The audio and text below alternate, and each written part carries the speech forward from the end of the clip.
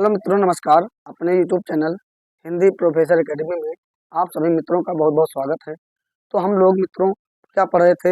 हिंदी आलोचना का विकास क्रम। तो हम लोगों ने इसकी पहली क्लास में भारतेंद्र युग के प्रमुख आलोचक और उनकी आलोचना रचना के बारे में हम लोग पढ़ चुके हैं।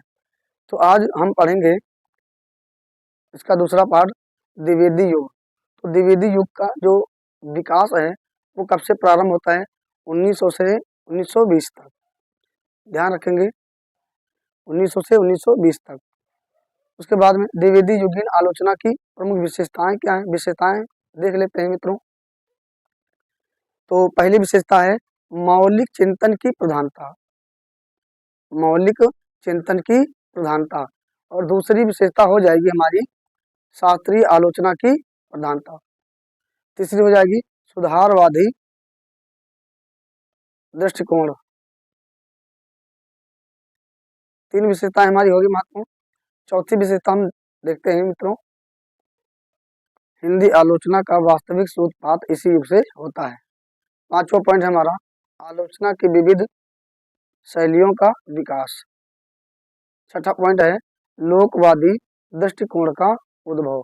तो ये हमारी 6 महत्वपूर्ण विशेषताएं हो गई द्विवेदी युग की। आगे देखते हैं मित्रों कि द्विवेदी युग के प्रमुख आलोचक कौन कौन से हैं। द्विवेदी युग के प्रमुख आलोचक कौन कौन से हैं, बहुत ही महत्वपूर्ण है। तो हमारे सबसे पहले हो जाएंगे आचार्य महावीर प्रसाद द्विवेदी। उसके बाद में बात करते हैं कि आचार्य महावीर प्रसाद द्विवेदी किस प्रकार के आलोचक हैं। तो मित्रों ध्यान रखेंगे, ये लोकवादी आलोचक है, लोकवादी आलोचक है। उसके बाद में करते हैं बात कि इनकी प्रमुख आलोचनात्मक रचनाएं कौन कौन सी है।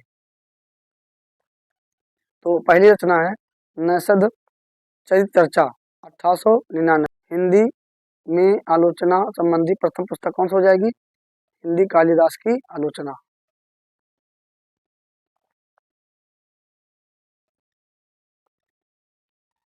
आगे बात करते हैं तीसरी रचना है इनकी विक्रमांक देवचरित चर्चा 1907।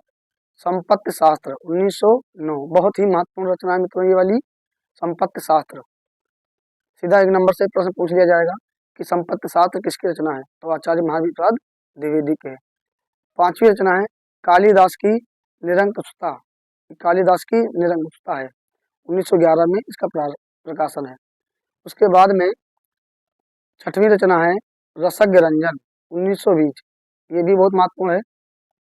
और सातवीं रचना है साहित्य संदर्भ 1924। उसके बाद में देखते हैं मित्रों आठवीं रचना। तो आठवीं इनकी आलोचना ग्रंथ हो जाएगा सुकवि संकीर्तन 1924, साहित्यालाप 1929। और 10वीं रचना है साहित्य सीकर। इसका जो प्रकाशन है मित्रों ये क्या है? 1929 है। और 11वीं रचना है समालोचनात्मक समुच्चय 1930। और 12वीं रचना है विचार विमर्श 1931।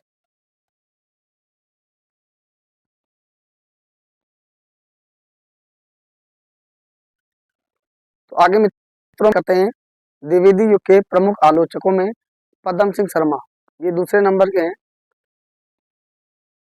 हिंदी में तुलनात्मक आलोचना के जनक किसको माना जाता है? पद्म सिंह शर्मा को माना जाता है। बहुत महत्वपूर्ण प्रश्न बन जाएगा यहाँ से कि हिंदी में तुलनात्मक आलोचना के जनक किसको माना जाता है मित्रों, तो हमारे हो जाएंगे पद्म सिंह शर्मा। उसके बाद में बात करते हैं इनकी प्रमुख रचनाएं कौन कौन सी हैं। यूजीसी नेट की परीक्षाओं में भी पूछी जा चुकी है। बिहारी और सादी की तुलना 1907 हिंदी में तुलनात्मक आलोचना संबंधी प्रथम पुस्तक मानी जाती है। ध्यान रखेंगे।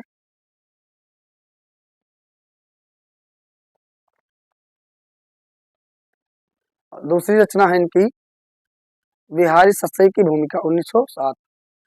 तीसरी रचना है प्रेमचंद साहित्य साधना, प्रेमचंद साहित्य साधना। और चौथी है हिंदी गद्य काव्य 1919। पांचवी है बिहारी सस्सई तुलनात्मक अध्ययन। बहुत ही महत्वपूर्ण रचना है, ध्यान रखेंगे। हमारे तीसरे आलोचक हैं मिश्र बंधु। बात कर लेते हैं इनके बारे में। मिश्र बंधु, बंधु मतलब भाई होता है, तो इसमें भाई 3 भाई हैं, श्याम बिहारी मिश्र, गणेश बिहारी मिश्र, सुखदेव बिहारी मिश्र। यहीं से एक बार प्रश्न पूछा जा चुका है कि निम्नलिखित में से कौन मिश्र बंधुओं में नहीं आता है। तो मित्रों ध्यान रखेंगे, श्याम बिहारी मिश्र, गणेश बिहारी मिश्र और सुखदेव बिहारी मिश्र, ये तीनों भाई हैं। तो मिश्र बंधुओं की प्रमुख रचनाएं देख लेते हैं। तो मिश्र बंधुओं की पहली रचना कौन सी है? हिंदी नवरत्न, 1919 इसका प्रकाशन है। और इसी रचना में, हिंदी नवरत्न में, कौन कौन से कवियों को इसमें रखा है उसको ध्यान रखेंगे मित्रों। तुलसीदास जी हैं, सूरदास जी हैं, देव हैं, बिहारी लाल हैं, त्रिपाठी बंधु मतिराम और भूषण हैं। भूषण जो है वो वीर रस के लिए जाने जाते हैं। ये मतिराम और भूषण है, ये रीत काल के कवि हैं। उसके बाद में आचार्य केशव दास, ये भी रीत काल के हैं। और महात्मा कबीर।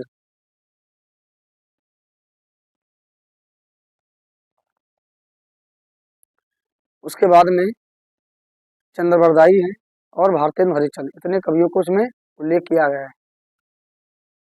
उसके बाद में दूसरी रचना है इनकी मिश्र बंधु विनोद। इसके 4 भाग हैं, कई बार यहाँ से प्रश्न बन चुका है।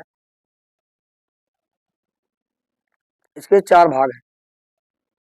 प्रथम 3 भाग का जो प्रकाशन हुआ है 1913 में हुआ है। चौथे भाग का जो प्रकाशन है वो 1934 में हुआ।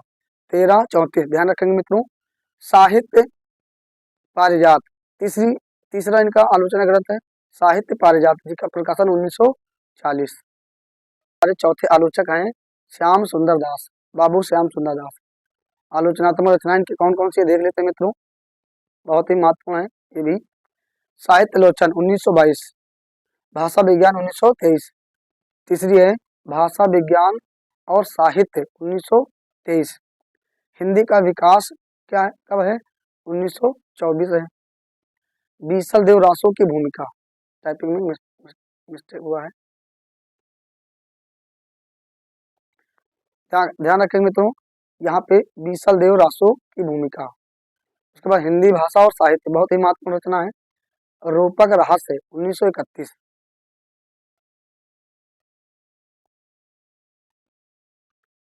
छठवां ग्रंथ है इनका आलोचना तुलसीदास, वेरी इंपॉर्टेंट है, 1932। और भाषा रहस्य 1935। उसके बाद देखते हैं मित्रों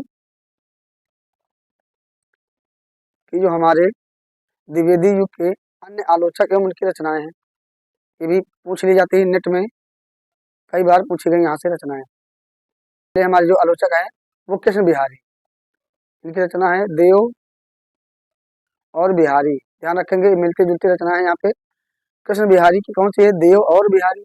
लाला भगवान दिन के बिहारी और देव। मुरारी दीन की रचना कौन सी? जसवंत भूषण है। प्रताप नारायण सिंह की रस कुमार है। और जगन्नाथ भानु की है काव्य प्रभाकर। सीताराम शास्त्री के है साहित्य सिद्धांत। ये सभी बहुत ही महत्वपूर्ण रचनाएं मित्रों, जिनको हम ध्यान रखेंगे। भारतेंदु युग और द्विवेदी युग के जो प्रमुख आलोचक हैं और उनके जो आलोचना ग्रंथ हैं, उनके बारे में हम लोगों ने विस्तार पूर्वक बातें की हैं। तो 2 क्लासों में हम लोगों ने इन चीज़ों को क्लियर कर लिया है। आगे हम अगली क्लास में फिर उपस्थित होंगे। तो इसी तरह का कंटेंट प्राप्त करने के लिए, वीडियो को देखने के लिए हमारे वीडियो को लाइक करें, शेयर करें और सब्सक्राइब करें और अपने दोस्तों में शेयर करें। बहुत बहुत धन्यवाद।